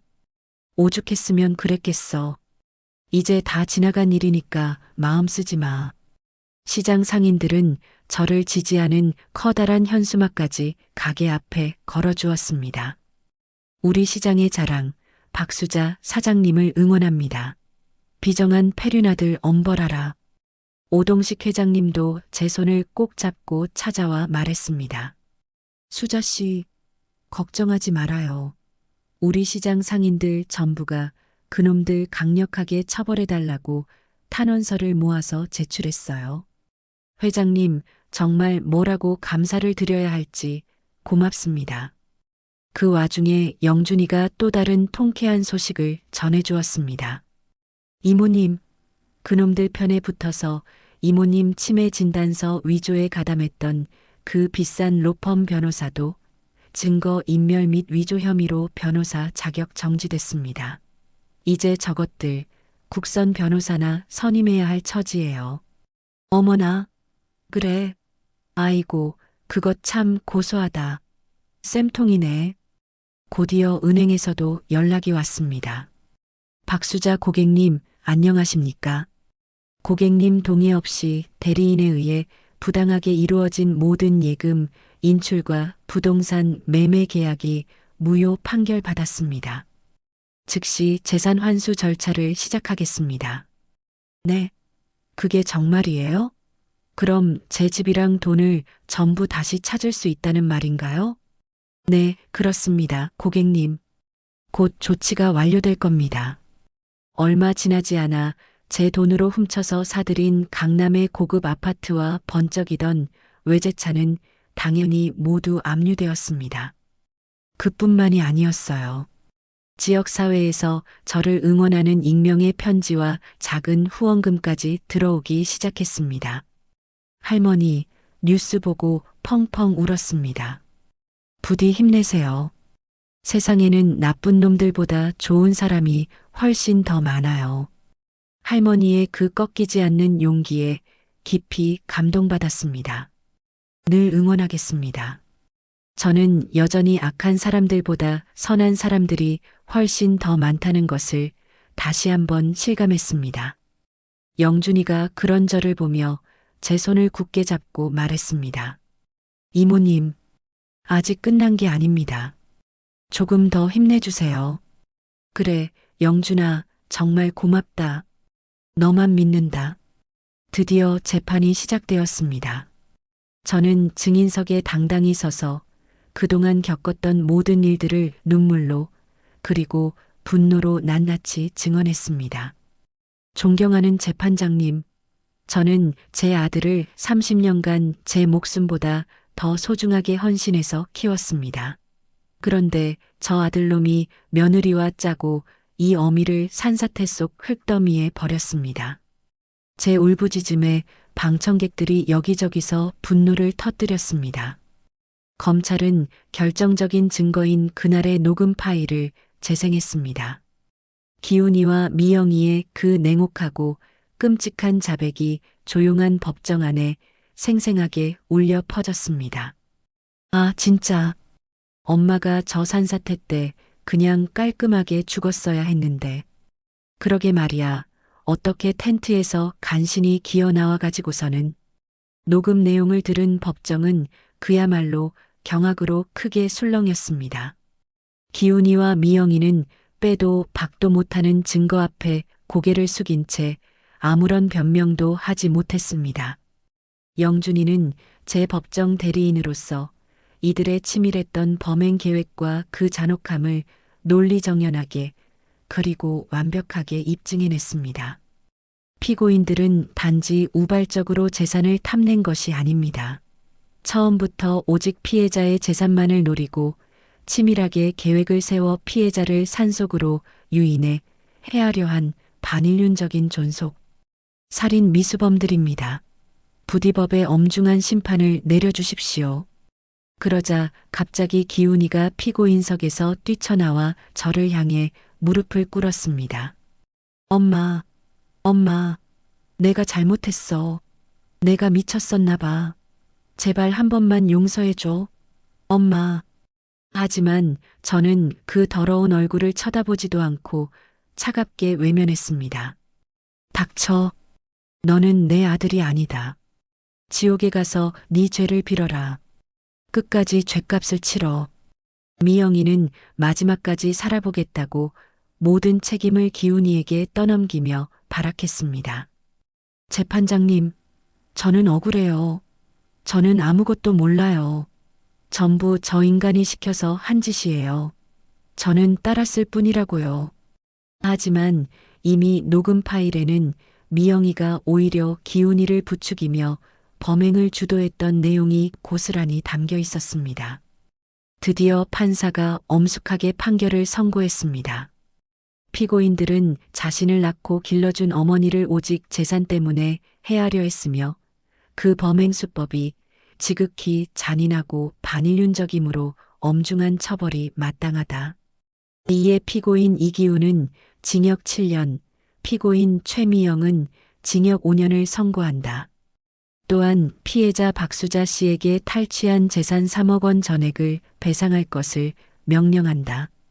판결이 내려지자마자 방청석에서는 우레와 같은 박수가 터져나왔습니다. 아들 내외가 억울하다며 항소했지만 2심 재판부는 뉘우침이 없다며 오히려 형량을 가중하여 처벌했습니다. 저는 마침내 되찾은 제 재산으로 그동안 저를 위해 발벗고 뛰어준 영준이에게 정당한 수임료를 두둑하게 지급했습니다. 영준아, 정말 고마웠다. 네가 아니었으면 난 지금쯤 어디서 객사했을지도 몰라. 아유, 이모님, 뭐려. 저는 이모님께 받은 은혜에 비하면 당연한 일을 했을 뿐인데요. 법정을 나서는 길에 저는 드디어 지긋지긋한 복수를 완성했다는 시원한 만족감과 함께 제2의 인생을 시작할 수 있다는 새로운 희망을 동시에 느꼈습니다. 그토록 그리웠던 제 집으로 돌아와서 저는 밤새 새로운 계획을 세웠습니다. 되찾은 재산 중 절반인 1억 5천만 원을 떼어 저처럼 버림받고 고통받는 노인들을 위한 희망쉼터라는 작은 복지시설을 설립하기로 굳게 결심했어요. 저는 제 계획을 영준이에게 말했습니다. 영준아, 나 이제 이 돈으로 나와 같은 억울한 피해를 당한 노인들을 좀 도와주면서 살고 싶네. 이모님, 세상에 정말 훌륭한 생각이십니다. 제가 법률 자문은 전부 무료로 도와드릴게요. 영준이는 제 생각에 깊이 감동받았다며 쉼터 설립에 필요한 모든 법적 절차를 발벗고 나서서 도와주었습니다. 그 소식을 들은 시장 상인들과 한만수 택시기사님도 힘을 보태겠다며 나섰습니다. 수자 언니, 그렇게 좋은 일 하는데 우리가 가만히 있을 수 없지. 우리도 뭐든 도울게. 수자 씨, 필요한 거 있으면 언제든 말만 하쇼. 내가 차로 다 실어 날라줄 테니. 마치 제 일처럼 기뻐하며 도와주는 이웃들 덕분에 지역사회가 하나가 되었습니다. 지역 언론은 앞다투어 제 쉼터 설립 소식을 아주 감동적인 이야기로 보도했습니다. 복수 대신 용서와 사랑을 택한 할머니 일부 재산 환원에 노인 복지시설 설립. 덕분에 주변 지역에서도 후원금을 보내고 싶다는 신청이 들어오기 시작했어요. 드디어 희망쉼터의 문을 여는 날, 저는 마이크를 잡고 제 포부를 밝혔습니다. 저는 저와 같이 자식에게 버림받고 기댈 곳 없는 억울한 노인들을 더 이상 외면하고 싶지 않았습니다. 부디 이곳이 갈 곳 없는 분들에게 마지막까지 기댈 수 있는 따뜻한 보금자리가 되었으면 합니다. 쉼터의 첫 번째 입소자는 자식들에게 똑같이 재산을 사기당하고 길거리로 쫓겨난 80살 할머니였습니다. 할머니, 그동안 고생 많으셨어요. 이제 아무 걱정 마시고 여기서 편히 지내세요. 아이고, 고마워요. 정말 고마워요. 저는 할머니를 제 친어머니처럼 살뜰히 돌보며 영준이를 통해 법적 도움까지 제공했습니다. 영준이는 아예 저희 쉼터를 위해 노인 학대 및 재산 관련 사건을 전담하는 변호사팀까지 꾸렸습니다. 이모님, 앞으로 저희가 매주 이곳에 와서 할머님들 무료 법률 상담을 정기적으로 제공하겠습니다. 제 분식집은 쉼터 건물 1층에 새로 자리를 잡았습니다. 이제는 저 혼자가 아니라 쉼터의 할머니들과 함께 소일거리 삼아 운영하는 아주 따뜻한 사랑방 같은 공간으로 발전했죠. 자, 할머니들. 오늘도 손님들한테 드릴 맛있는 떡볶이 한번 신나게 만들어봐요. 아이고, 수자야. 우리가 이 나이에 다시 일을 다 해보고 이렇게 웃으면서 행복하게 살 줄 누가 알았겠누? 저는 매일 저녁 쉼터 할머니들과 다 같이 둘러앉아 식사하며 따뜻한 대화를 나누는 이 시간이 그 무엇과도 바꿀 수 없이 가장 행복했습니다. 그렇게 1년이 흐른 지금 저희 희망쉼터는 15명의 할머니들이 서로 의지하며 함께 생활하는 지역에서 가장 인정받는 노인 복지시설로 굳건히 자리 잡았습니다. 어느 날 영준이가 저를 찾아와 활짝 웃으며 말했습니다. 이모님, 정말 존경스럽습니다. 그 어떤 복수보다도 훨씬 더 값지고 위대한 일을 하고 계세요. 영준아, 이제 보니 이게 진짜 복수인 것 같아. 미움과 분노 대신 사랑으로 세상을 조금이라도 따뜻하게 바꾸는 거 말이야. 저는 마침내 제 마음속에 진정한 평화를 찾았습니다. 기훈이와 미영이는 지금 이 순간에도 차가운 감옥에서 자신들의 끔찍한 죗값을 치르고 있고, 저는 이곳에서 저를 아껴주는 새로운 가족들과 함께 그 누구보다 따뜻하고 행복한 매일을 보내고 있었습니다. 김영준 변호사를 통해서 교도소에 갇힌 기훈이와 미영이가 면회실에서 서로 머리채라도 잡을 듯이 격렬하게 싸웠다는 소식을 전해 들었습니다. 영준이의 말로는 그야말로 서로에게 책임을 떠넘기느라 아수라장이었다고 해요. 기훈이는 모든 게 미영이 때문이라고 악을 썼고, 미영이는 기훈이가 먼저 저를 버리자고 했다며 핏대를 세웠다는 겁니다. 이 모든 게 다 너 때문이라고. 네가 우리 엄마 그 꼴로 만들자고 했잖아. 이 악마 같은 년아. 뭐, 이 인간이 지금 미쳤나? 내 놈이 먼저 돈에 눈이 멀어서 그 얘기 꺼내놓고는 이제 와서 감히 나한테 뒤집어 씌워. 그렇게 둘은 결국 교도소에서 이혼 절차를 밟았지만 이미 모든 재산이 몰수된 빈털터리 신세였으니 서로에게 남은 것이라고는 지독한 증오뿐이었습니다. 이모님, 그렇게 서로 못 잡아먹어서 안달이더니 결국 완전히 남남이 됐답니다. 쯧쯧. 그럴만하지. 서로 믿을 구석이라도 있었겠어요. 감옥에서 기훈이는 다른 수감자들로부터 어머니를 죽이려 한 페르나라는 손가락질을 받으며 완전히 고립되었다고 해요. 야, 너 그 뉴스에 나온 어머니 산채로 묻으려던 놈 맞지? 이 천하의 페르나 새끼야. 아, 아닙니다. 오해예요, 오해. 어디서 개수작이야. 더러우니까 저리 꺼져. 밥맛 떨어지게. 기훈이가 아무리 변명을 해도 아무도 그 말을 들어주지 않았다고 해요. 미영이 역시 여자 교도소에서 그 끔찍한 범죄가 알려지자마자 다른 수감자들에게 단단히 찍혀 집단 따돌림을 당하고 있다는 소식이었어요. 어머, 제가 걔래. 돈 몇 푼 때문에 시어머니를 죽이려던 그 무서운 년. 정말? 어우, 소름 끼쳐. 재수 없으니까 말도 섞지 마. 미영이도 결국 그 안에서 완전히 외톨이가 되었다고 합니다. 저는 물론 단 한 번도 면회를 가지 않았습니다. 가끔 저를 딱하게 보며 안부를 묻는 사람들에게도 저는 아주 단호하게 답했어요. 아이고, 수자씨, 그래도 아들인데 면회 한번 안 가보세요? 아들이요? 저한테는 이제 그런 자식 없습니다.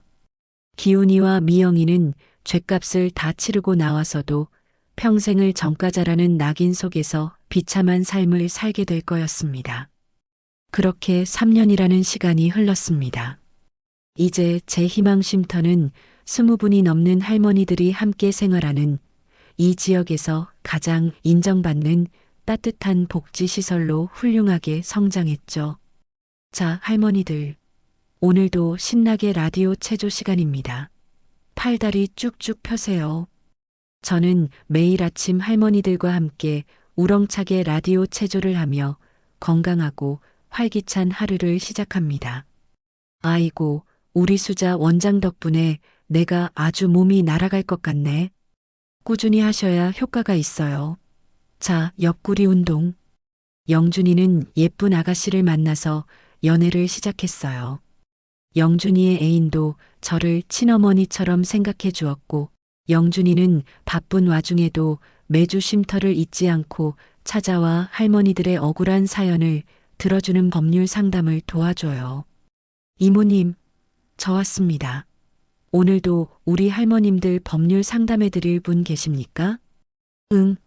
마침 정순이 언니가 그 못된 아들놈 문제로 고민이 깊어. 자니가 좀 도와줘. 알겠습니다. 이모님, 걱정 마십시오. 지역 언론은 제 기고했던 이야기를 정기적으로 보도했고, 저는 어느새 이 지역 노인 인권 보호의 상징적인 인물이 되었습니다. 박수자 할머니의 희망 쉼터, 버림받은 노인 인권의 마지막 등대가 되다. 이런 제목의 기사들이 신문에 계속 실리더군요. 급기야 지역 정부에서 제 공로를 인정한다며 지역 공로상까지 수여했습니다. 박수자님, 지역 사회 발전에 헌신적으로 기여한 공로를 높이 인정합니다. 정말 감사합니다. 이 상은 저 혼자 받는 것이 아니라 여기 계신 우리 할머니들과 함께 받는 상이라서 더욱 뜻깊습니다. 저는 이 영광스러운 상을 쉼터 할머니들과 함께 받았습니다. 오늘도 저는 쉼터 할머니들과 함께 시끌벅적하게 저녁 식사를 준비하며 진정한 가족의 의미를 다시금 되새깁니다. 자, 우리 할머니들, 오늘 저녁은 특별히 뭐 드시고 싶은 거 있으세요? 수자야, 나는 다른 거 다 필요 없고 네가 끓여주는 그 뜨끈한 순댓국이 먹고 싶다. 아이고, 좋아요. 그럼 오늘은 제가 솜씨 발휘해서 아주 진국으로 순댓국 끓여드릴게요. 할머니들의 환한 웃음소리를 들으며 저는 이것이 진짜 행복이고 이것이 진짜 가족이라는 것을 깨닫습니다. 그날 밤 저는 오랜만에 일기장을 펼쳐들고 이렇게 적었습니다. 용서는 신의 몫이고 나는 그 짐승들을 지옥으로 보내는 것으로 내 역할은 충분히 했다. 이제 나에게는 피보다 진한 진짜 가족들이 있고 매일이 그저 감사한 날들이다. 언젠가 영준이가 제게 물어본 적이 있습니다. 이모님, 조금의 후회도 없으세요? 응, 나는 전혀 없어. 영준아, 이게 바로 내가 원했던 진짜 복수야. 진짜 복수라니요? 어떤 의미에서요? 미움과 분노로 똑같이 복수하는 게 아니라 사랑으로 완전히 이겨내는 거야. 내가 보란 듯이 그 누구보다 행복하게 사는 것, 그게 바로 가장 크고 완벽한 복수지. 이모님은 정말 대단하세요. 복수라는 것이 꼭 상대방을 똑같이 짓밟고 괴롭히는 것만은 아니라는 것을 저는 깨달았습니다. 제가 보란 듯이 행복하게 사는 것, 그리고 저와 같은 아픔을 당한 분들을 따뜻하게 보듬고 도와주는 것이야말로 가장 통쾌하고 진정한 복수였습니다. 영준이가 결혼 발표를 하러 왔을 때 저는 아들 녀석에게 하듯 이렇게 말해 주었죠. 영준아, 다른 거 다 필요 없다. 네 색시 될 사람한테 무조건 잘해. 가족은 서로 아끼고 소중히 여겨야 하는 거야. 알았지? 네, 이모님이 제게 가르쳐 주신 그 말씀, 평생 가슴에 새기고 살겠습니다. 그래, 앞으로도 지금처럼만 바르게 살아. 지금 제 나이는 71입니다. 하지만 저는 매일이 새로운 시작이라고 생각해요. 과거의 그 끔찍한 아픔을 딛고 일어나 새로운 희망을 만들어가는 것, 그것이 바로 제가 찾은 진정한 행복입니다. 이제 저는 정말로 완전한 평화를 찾았습니다. 여러분, 제 긴 이야기를 끝까지 들어주셔서 정말 고맙습니다. 저는 이 이야기를 통해 깨달았어요. 진정한 가족은 피로 맺어진 관계가 아니라 마음으로 이어진 관계라는 것을요. 목숨보다 귀하게 키운 아들이 저를 배신했지만 15년 전 도움을 받은 영준이가 진짜 아들이 되어줬거든요. 복수라는 것도 상대방을 괴롭히는 게 아니라 제가 더 행복하게 사는 것이었어요. 미움으로는 아무것도 얻을 수 없지만 사랑으로는 모든 것을 얻을 수 있다는 걸 배웠습니다. 지금 저는 쉼터 할머니들과 함께 매일을 감사하며 살고 있어요. 어떤 시련이 와도 포기하지 말고 끝까지 버티시길 바라요. 분명히 좋은 일이 기다리고 있을 거예요.